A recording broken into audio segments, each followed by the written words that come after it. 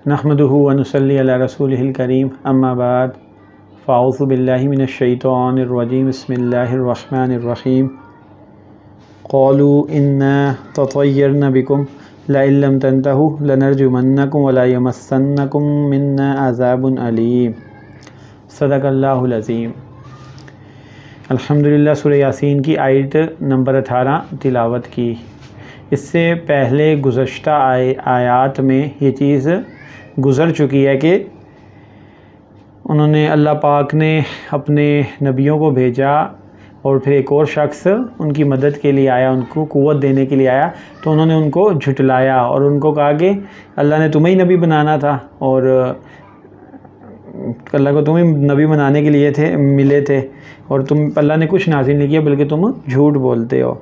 तो उन्होंने कहा कि हमारा रब जानता है और हमारा काम तो बस अपना पैगाम पहुंचा देना है।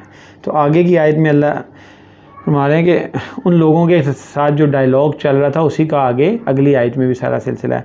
क़ालू, उन लोगों ने कहा, इन्ना ततय्यरना बिकुम, कि हमने तुम्हें मनहूस पाया, यानी कि तुम्हारी नहूसत हमें नज़र आ रही है। तो नहूसत किस अंदाज में कि रवायात में इस तरह भी आता है कि उनके दरमियान आपस में एक तो जैसे नबियों ने दावत दी तो इख्तलाफ हो गया होगा, इख्तलाफ की शक्ल आ गई। तो ज़ाहिर बात है इख्तलाफ का सबब क्योंकि अल्लाह की दावत देने वाले बने तो उन्होंने उनको नहूसत से तशबीह दी।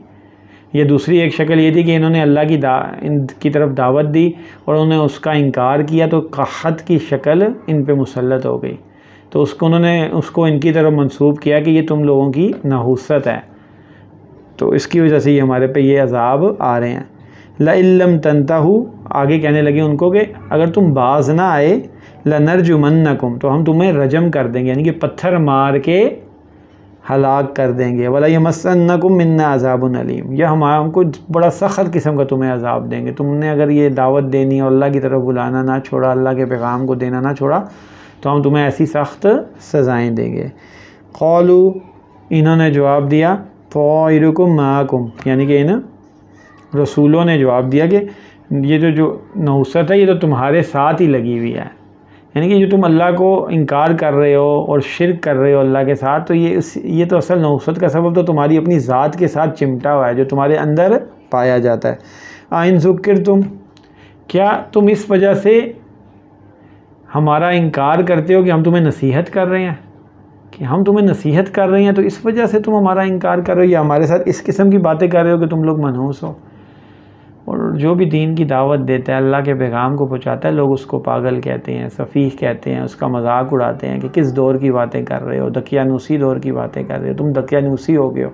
ये आजकल भी ये सारी चीज़ें चलती हैं। और नबियों की दावत में भी हम जब देखते हैं अम्बिया अलैहिस्सलाम की, तो उनको बेवकूफ़ कहा गया है जगह जगह, और नबी करीम सल्लल्लाहु अलैहि वसल्लम के साथियों के लिए कहा गया कि सुफ़हा का लफ्ज़ इस्तेमाल किया उन्होंने। तो मुख्तलिफ़ बेवकूफ़ जो भी नबी की दावत पे ईमान ले उसको भी बेवकूफ़ कहते थे। तो ये आसान काम नहीं होता दीन पे चलना और दीन के असल के ऊपर अमल करना। लोगों की, माशरे की, सोसाइटी की मुखालफत झेलनी पड़ती है, उनके ताने और सख्त बातें, सख्त जुमले बर्दाश्त करने पड़ते हैं, और यही सबसे मुश्किल काम होता है दीन हक़ पे चलने का। उस पर घबराना नहीं चाहिए, ये सोचना चाहिए कि अम्बिया अलैहिस्सलाम ने किस दर्जे की मुखालफत बर्दाश्त की और हम तो बहुत छोटे छोटे जुमले बर्दाश्त करते हैं, कोई इससे ज़्यादा नहीं है। वजह मिन अक्सल मदीनती रजुल यसा, और शहर के परले किनारे से एक शख्स दौड़ता हुआ आया। क़ौला या कौम इत्तबिउल मुरसलीन, कहने लगा ए कौम भेजे हुओं की इत्तबा करो, ये जो रसूल आए हैं इनकी इत्तबा करो। इस शख्स के बारे में आता है कि ये बढ़ी था, हबीब नज्जार इसका नाम था, पहले से ईमान लाया था, शहर के कोने में इबादत किया करता था, हक हलाल कमाया करता था। तो उन अमाल का ये असर ज़ाहिर हुआ कि फ़ौरन दौड़ के आया इनकी मदद के लिए, इनकी सपोर्ट के लिए। तो जो भी दीन पे चल रहा है या दीन की दावत देने का काम कर रहा है उसकी सपोर्ट करना भी बहुत आला तरीन काम है। इत्तबिउ मन ला यसअलुकुम अजरन व हुम मुहतदून, तो वो कहने लगा कि उन लोगों की इत्तबा करो कि जो तुमसे कोई बदला नहीं मांग रहे और वो हिदायत याफ्ता। यानी कि दो क्वालिटीज़ हैं इन भेजे हुए में, एक तो वो कोई पैसे नहीं, दुनिया की गर्ज नहीं है उनके पास, पैसे कमाने के लिए या मादियत के लिए या नोट कमाने के लिए नहीं लगे हुए, जैसे हमारे यहाँ आजकल हर बंदा कुछ ज़ाती नफ़े के लिए कर रहा होता है।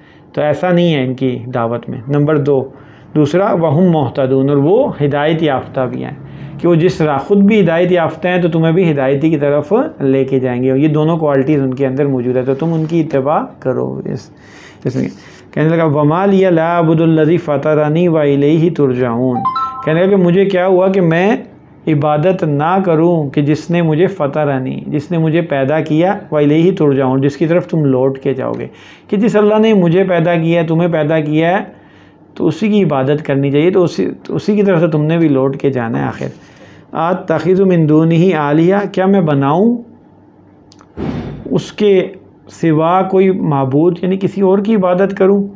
इन युरिदनिर रहमानु, कि अगर रहमान चाहे बिज़ुर्रिन, मुझे कोई तकलीफ़ देना चाहे, यानी कि मैंने तो इलाह बनाया, अगर वो मुझे रहमान है, अगर वो मुझे कोई तकलीफ़ देना चाहे, ला तुग़नी अन्नी शफ़ाअतुहुम, कोई मेरे काम नहीं आ सकता, किसी की सिफारिश मेरे काम नहीं आ सकती। जब अल्लाह फ़ैसला फ़रमा दे किसी को नुकसान पहुँचाने का, तो किसी की कोई सिफारिश, कोई ताकत, कोई कुदरत उसके किसी काम नहीं आ सकती।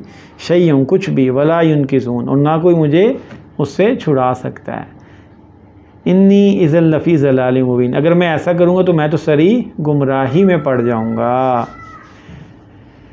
तो इन्नी आमन्तु बिरब्बिकुम फस्माऊन, कहने लगा आगे कि मैं तो ईमान लाया हूँ तुम्हारे रब पर, फस्माऊन, तो तुम भी मेरी बात सुनो, यानी कि तुम भी मेरी तरह कह तो इत्तबा करो और ईमान लेके आ जाओ। तो ये उसकी दावत थी, अंदाज़ था, कैसे नपे तिले तुले अंदाज में अल्लाह की वादानियत, अल्लाह की बड़ाई की दावत उसने अदा की। आगे क्या हुआ उसके साथ, ये इंशाअल्लाह अगले दर्स में होगा। जज़ाकल्लाह।